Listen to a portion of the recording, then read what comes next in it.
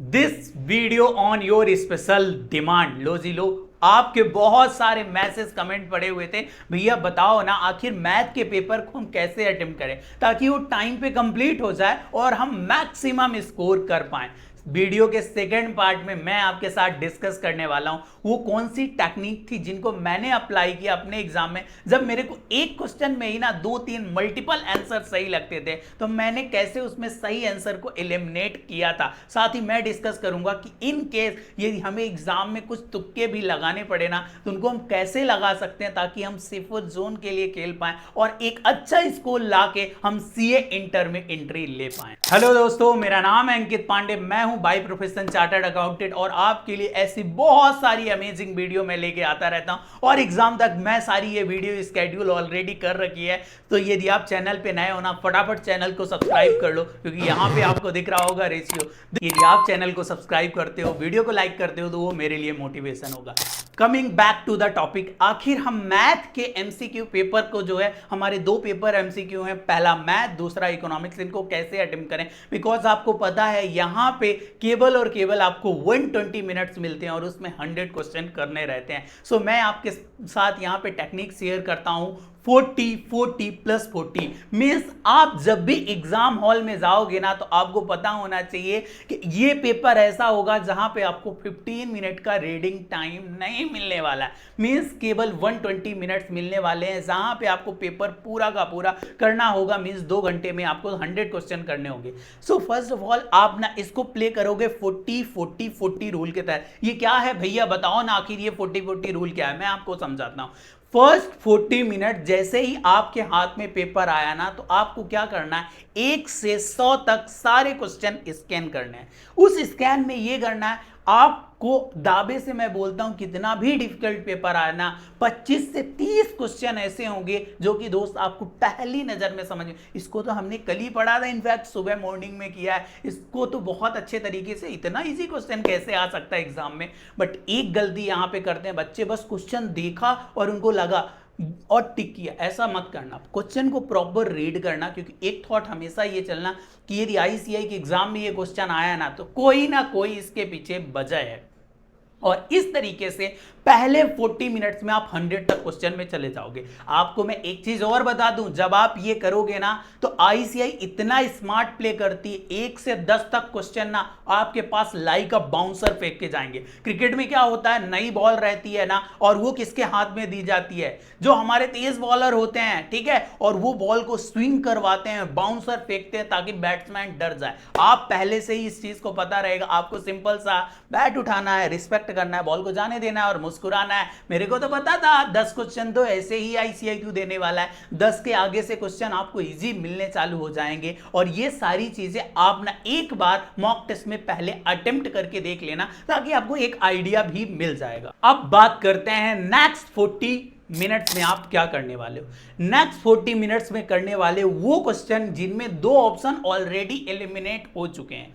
अब से केवल और केवल 2 ऑप्शन में आपको कंफ्यूजन है, उनको आप सॉल्व करोगे कैलकुलेटर में, रफ वर्क में, और उसमें से ट्राई करोगे एटलीस्ट यदि उस 40 मिनट्स में आपसे 15 से 20 क्वेश्चन भी बन गए ना तो लो जी लो, वो 40 मार्क्स का बेंचमार्क। और मैं एक एक्सट्रीम टफ वाली पेपर की इमेजिन कर रहा हूं सिचुएशन जहां पे आपको ये 40 मार्क्स आपके स्कोर हो चुके हैं और अभी भी आपके हाथ में नेक्स्ट 40 मिनट बचे हुए हैं। इस 40 मिनट्स में आपको वो क्वेश्चन करने हैं जिनमें आपको बहुत ज्यादा कंफ्यूजन हो रहा है, जो कि आपको टफ लग रहा है, या फिर वो आपको याद नहीं आ रहे हैं, आपको पूरे कैलकुलेशन करने हैं, या फिर दोनों तीनों जो ऑप्शन आपको सही लग रहे हैं जो आगे मैं आपसे डिस्कस करने वाला हूं उनको कैसे एलिमिनेट करने वाले हो। और ये इस 40 मिनट्स में हमें एटलीस्ट 10 मार्क्स भी मिल गए ना तो मैं बता दूं आपके एक टफ पेपर में भी 50 मार्क्स स्कोर आप आराम से कर सकते हो।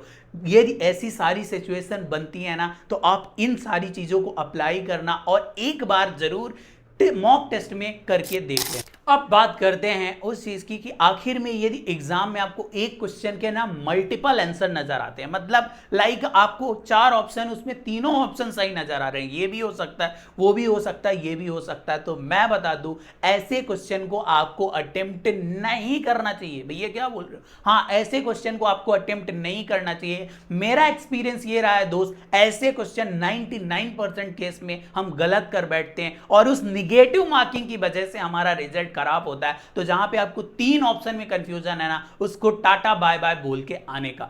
अब उस क्वेश्चन में आते हैं जहां पे भैया हमारे 2 ऑप्शन ऑलरेडी एलिमिनेट हो चुके हैं, अब केवल और केवल 2 ऑप्शन बचे हुए हैं। इस सिचुएशन में क्या करना चाहिए? इस सिचुएशन में मैं क्या करता था ना, मेरे एक बड़े सीनियर टीचर ने मेरे को यह चीज समझाई थी कि जब भी आपको ऐसे 2 ऑप्शन दिखे ना, उसमें वो ऑप्शन आप टिक करके आना जो आपके पहली थॉट में दिमाग में आया था। लाइक ऑप्शन ए और सी है और ये मेरे दिमाग में पहला ऑप्शन ट्रिगर हुआ था, इसका सही आंसर सी होना चाहिए, तो आप इसमें सी ऑप्शन को टिक करने वाले हो।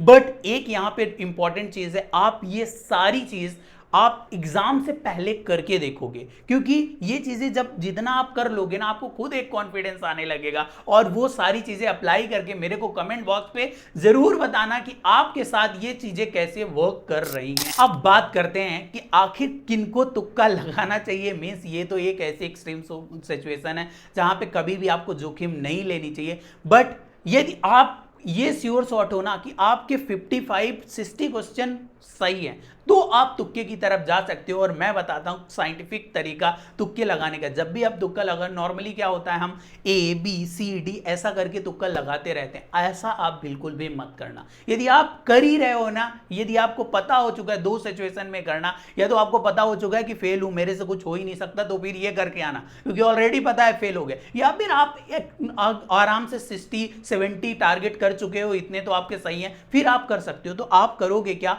आप 5-5 क्वेश्चन का बंच पकड़ना। लाइक पहले 5 क्वेश्चन में ए, सेकंड 5 क्वेश्चन में आप क्या करोगे, बी, थर्ड में सी और फोर्थ में डी। ऐसे में क्या होगा दोस्त, बहुत ज्यादा चांसेस है 5 क्वेश्चन में एक क्वेश्चन तो ए बी सी लाइक जैसी सीरीज में किया उसका आंसर होना चाहिए। तो सपोज करो यदि आपके 4 क्वेश्चन गलत भी हो जाते और उनमें से एक क्वेश्चन सही हो गया ना, तो दोस्त कंपनसेट हो गया, आप वहीं के वहीं हो, कहीं भी आपका मार्क्स नहीं गया। बट यदि उसमें 2 क्वेश्चन सही हो गए ना और 3 गलत हुए, तो आपको पता है कि 0.75 आपके झोली में आ चुके हैं। ये तरीका है, बट इस तरीकों को स्पेशली जो मैंने लास्ट में बोला है, आप पहले एग्जाम में से पहले ना मॉक टेस्ट में अप्लाई करके देखना और उन्हीं सिचुएशन में इसको अप्लाई करना जब आपको पता हो कि मैं फेल हो रहा हूं, या फिर आप इतने कॉन्फिडेंट हो कि आराम से 60-70 आ रहे हैं। अब मेरे 40 क्वेश्चन यदि मैंने किए भी तो कितने ही कटने वाले हैं, ज्यादा से ज्यादा 10 मार्क्स 12 मार्क्स कटने वाले हैं। तो उस सिचुएशन में आप इसको अप्लाई करोगे। इसके अलावा आपका कुछ भी टॉपिक हो, let me know in the comment box. मैं आगे आपके लिए ऐसे वीडियो बनाता रहूंगा। वीडियो अच्छी लग रही हो तो लाइक जरूर